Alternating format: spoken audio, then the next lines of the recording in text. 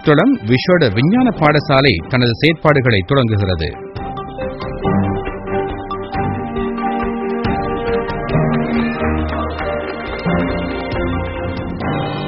பிரதி அமைச்சர் கே.ஏ. பாயிஸின் பகீரத பிரயத்தனத்தின் பேரில் நிறுவப்பட்டுள்ள விசேட விஞ்ஞான பாடசாலை உத்தியோகபற்ற முறையில் தனது செயற்பாட்டை ஜூன் மாதம் 1ஆம் தேதி தொடங்கியது.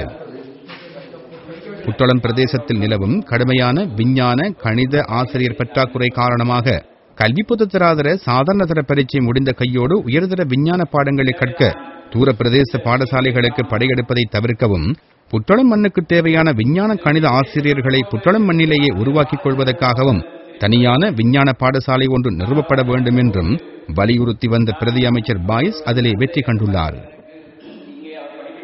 உத்தியோகபூர்வ விஞ்ஞான பாடசாலையை ஆரம்பிப்பதற்கான பூர்வாங்க நடவடிக்கைகளை புத்தளம் வலய கல்வி பணிமனை மேற்கொண்டு வரும் அதேவேளை தற்காலிக அடிப்படையில் உத்தேச விஞ்ஞான பாடசாலை இப்போது தனது செயற்பாட்டை தொடங்கியுள்ளது.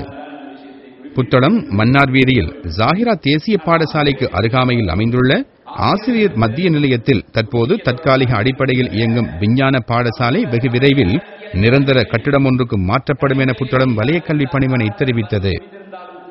இப்புதிய விஞ்ஞான பாடசாலை தொடர்பாக கருத்து வெளியிட்ட பிரதி அமைச்சர் கே.ஏ. பாயிஸ், அதிகாரங்களை அனுபவிக்க தெரியாமல் தத்தளித்த காலங்கள், அதிகாரங்களை எடுத்து கொண்டு வந்து நாங்களே எங்களை ஆளுகின்ற அந்த நிலைமையை உருவாக்குவதிலே இருக்கின்ற தடைகள், இருந்த தடைகள் அல்லது இருந்த பிரச்சனைகள் என்பதுதான் விஞ்ஞான துறையில் மாத்திரமல்ல சகல துறைகளிலும் நாம் அடைந்திருக்கின்ற பின்னடைவுகளுக்கு காரணம் என்பதை எங்களால் புரிந்து கொள்ள முடிகின்றது.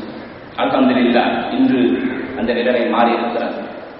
சர்வகலாசாலைகளின் வைத்திய பொறியியல் துறைகளுக்கு மாத்திரமல்லாது இதர தொழில்நுட்பம் சார் துறைகளுக்கு புத்தளத்து பாடசாலைகளில் இருந்து மாணவர் செல்லும் தொகை அச்சப்படத்தக்க அளவில் குறைந்து செல்கிறது.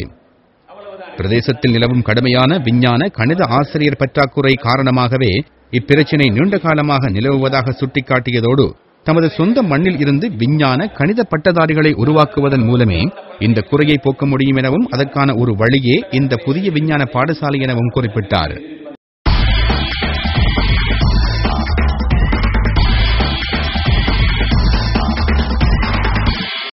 புத்தளம் கல்வி அபிவிருத்திக்கு மிகுந்த சிரத்தை காட்டி வரும் பிரதி அமைச்சர் பாயிஸுக்கு பெற்றோர்களும் மற்றும் ஆசிரியர் மாணவர்களும் பாராட்டுக்களை தெரிவித்துள்ளதோடு புதிய விஞ்ஞான பாடசாலையின் மேம்பாட்டுக்கு தமது பூரண ஒத்துழைப்பை நல்கவும் முன்வந்துள்ளார்கள்.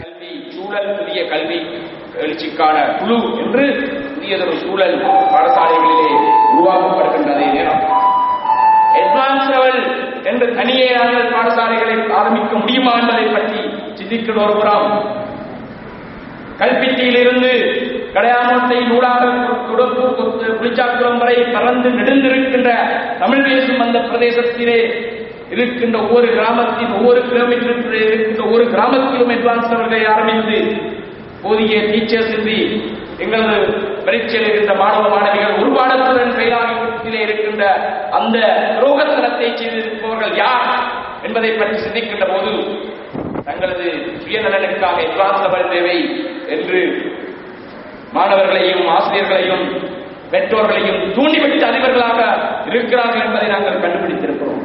எனவேதான் புதிதாக அட்வான்ஸ் லெவல் நொடிக்கோடு வருகின்ற பாடசாலைகள் அதிபர்களுக்கு எச்சரிக்கையும் கூட விடுத்திருக்கிறோம். தயவு செய்து மாணவர்களுக்கு துரோகங்களை கொண்டு வராதீர்கள்.